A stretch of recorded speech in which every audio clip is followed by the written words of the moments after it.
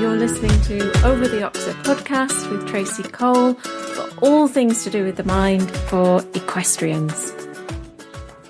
I want to talk this time about what to do if your mindset practice isn't working. And I'm just going to apologise because I've got a really heavy cold at the moment, so I probably sound like I've got a really heavy cold. But I thought it was good to get this idea out there because as riders, we're just seeing the start of a new season. So it doesn't matter if you're in the Northern Hemisphere or the Southern Hemisphere, seasons are changing. We're thinking about changes in routine. Sometimes that impacts on our mindset. So what happens if you've been practicing? You've been doing lots of mindset work. Maybe you've been doing some breathing practice or some mindfulness. Maybe you've been journaling. Maybe you've been doing something else that you thought would have a bigger influence on the way that you ride. And maybe the mindset work is working whilst you're doing it. But then when you get on the horse or you get near the stables, everything sort of unravels. So first of all, if your practice isn't working, then we need to reflect on the approach. So there might be still some roadblocks, let's say, such as negative self-talk. Have you still got that? Because that really does sway things quite strongly.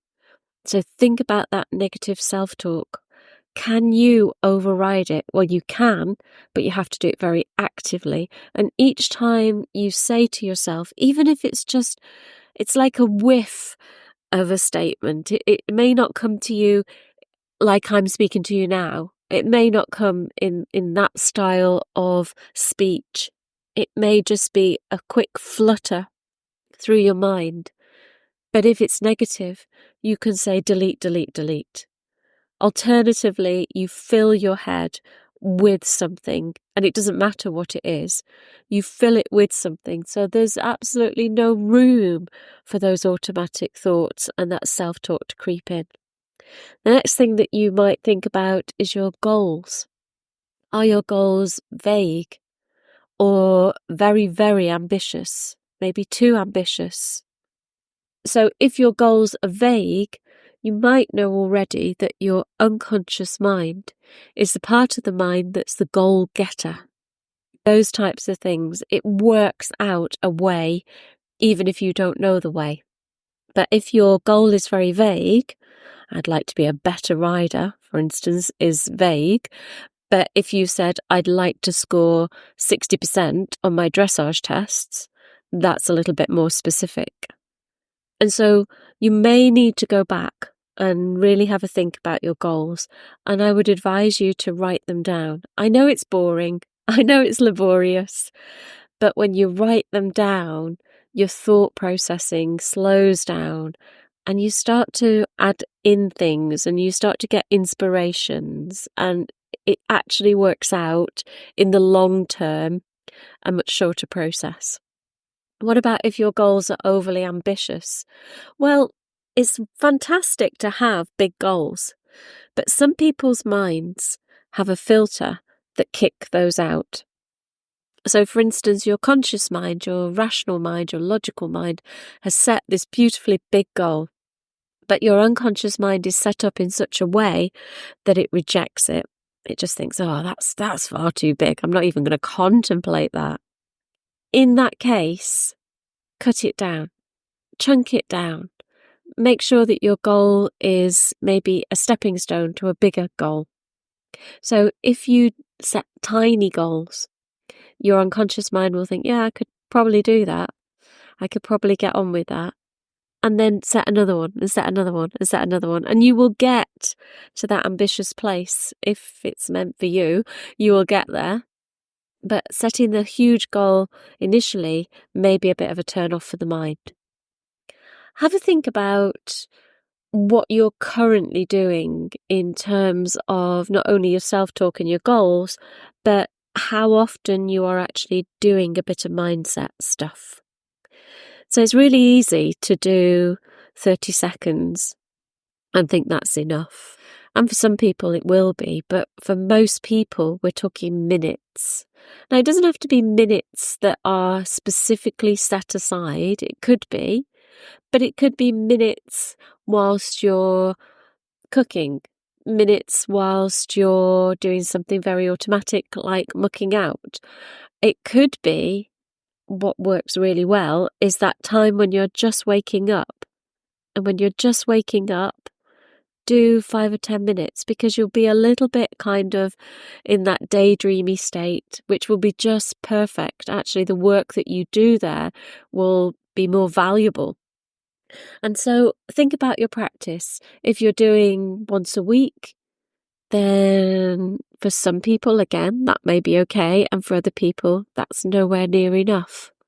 In a perfect world, if you want to change your mindset, you need to be doing it every day. And you need to be doing 5 to 15 minutes every day. And that may seem like quite a lot, but it depends on, if you think about in the long term, having this problem go on and on and on and on, and only doing a minute mindset every day and never really getting over whatever it is you want to get over, compared to spending a bit of time in the shorter term really, really tackling this. And then you won't have to do so much. So nowadays, I don't really do a lot of mindset where I sit down and I purposefully do some, brain gymnastics or whatever. I don't do that very often. I might do it a few times a week, but it's more that I enjoy doing it than I have to do it. So you will get to a point where you don't need it as much, and it becomes something that actually is quite pleasant to do, just like daydreaming is quite pleasant to do every now and again. Have a think about any external factors that might be impacting your riding mindset. Very often people come to me with riding problems.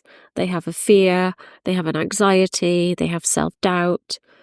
But actually, when we analyse it a little bit deeper, it's much broader as a problem. So it's not necessarily the fear or the anxiety, the self-doubt, whatever it might be, that they think it is. It's just that it's brought out in the riding. It's made much more obvious because this is a time that we want to enjoy, and it's very, very in our face when we don't enjoy it. So have a think. What is happening maybe in terms of other stressors in your life? Is what's happening when you ride a symptom for other areas of your life? And that would be true for something like a limiting belief as well. So do you have limiting beliefs that are quite broad? For instance, I'm not good enough, or I can't do that, or I'll never be able to do it. Those things tend to run across different parts of our lives rather than being in one part of our life. And so it might be that you need to tackle that. How about a lack of accountability? If you don't have a goal that you've shared with other people, or a goal that has specific dates to it, for instance, if you're going to enter a competition, or you're going to start training sessions, or you're going to go to a specific clinic, all of those things have quite specific dates on them, and it makes you work harder. Whereas if it's a vague timescale, I like to, ride more confidently this season, then we don't necessarily have that day-to-day accountability that we might need. Some people need it, and again, some people don't. But maybe you could hold yourself accountable. How many times a week do you want to ride? How many times a week do you ride? And it's not about beating yourself up, it's about hitting targets. So there may be genuine reasons for not riding 1 week or 2 weeks, and it might be the weather or something else. And these can't be helped. That's life. We're not necessarily trying to force ourselves. But what we are trying to do is have some kind of check And maybe it's better if you have somebody else who kind of checks in on you. And again, not in a judgmental way. And maybe it's an instructor or a trainer, or maybe it's your friend or your partner, or anybody else, that you just have that accountability. What about if the practice that you're doing isn't quite right for you? Now, most people find things like mindfulness and visualization really, really useful and really, really helpful. But what if you don't? So, for instance, journaling is the one that often has a sticking point.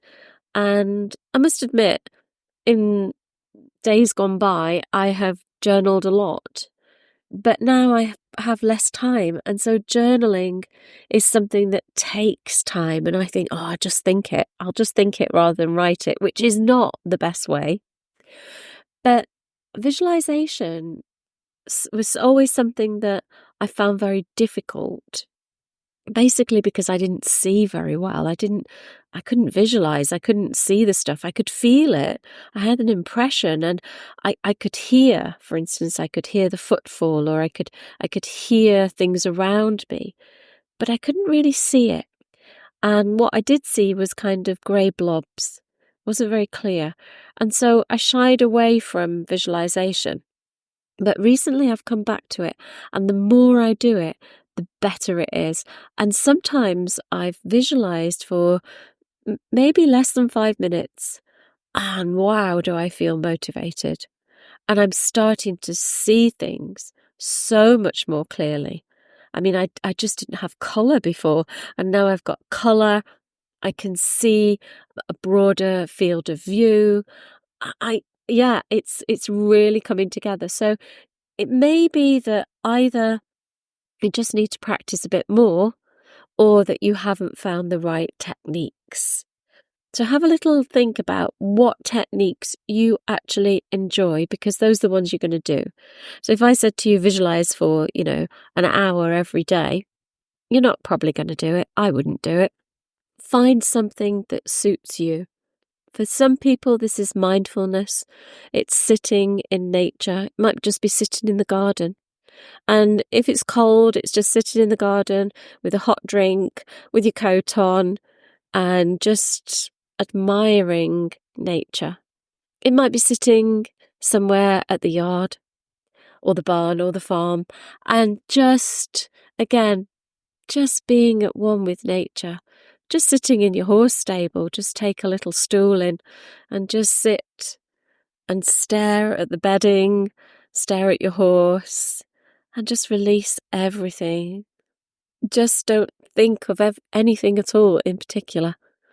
It may be that you prefer something like hypnosis and you want something guided. So I do a rider hypnosis, I do personalise, but I also have one that's just a generic one that you can buy. If you're really in need of other techniques, I would say seek professional help, especially an NLP practitioner, because they will be able to give you lots of quick and easy techniques that are quite fun to do. And they don't take too long, and you can practice those every day. Of course, all of this takes time. It's not instantaneous, and it takes different amount of time for different people. So we're doing this all the time with a degree of self-compassion. Now, I just want to say a word about some people who store their emotions in their physical body. So, for instance, they may store the anger as a tightness in their jaw, or they clench their fists, or they feel tightness in their chest. They may feel anxiety in terms of their stomach always being upset. Tense shoulders, shoulders up around your ears.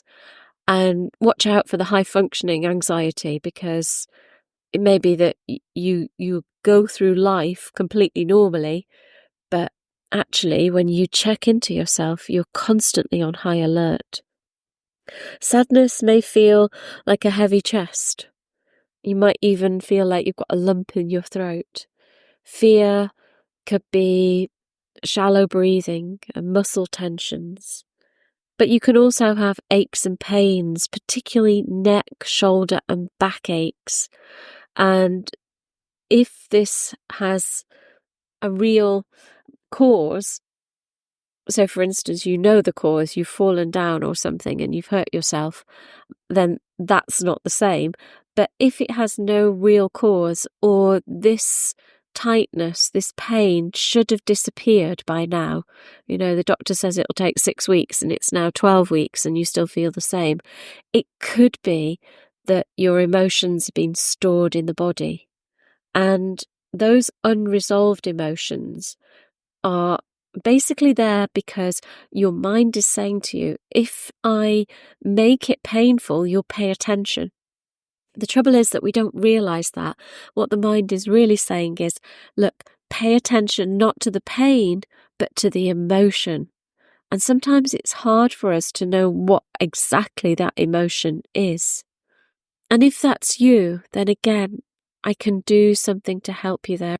Or look out for a master practitioner of timeline therapy, because they will be able to help you very, very easily release that unresolved emotion, which will let go of the pain, which again will help your mindset. A key place for riders where emotions are stored is in the psoas muscle. So it's PSOAS, psoas muscle, and it sort of wraps around your thighs and your pelvis. And for that one, there are exercises that you can do. So search out somebody who is a fitness trainer, somebody who's maybe a yoga instructor or Pilates instructor, and have a look for some simple exercises that can release sometimes the more negative emotions of things like sadness, anxiety, and so on, that can get stored in that muscle, and obviously then have an impact on how we ride in terms of our physicality. I hope that's given you some inspiration, some food for thought to keep going on your mindset journey, because I'm sure riding is at least 80% mindset at times. So we need to get our mind in gear before we get our body. Thanks ever so much for listening. Take care, and I'll see you again really soon.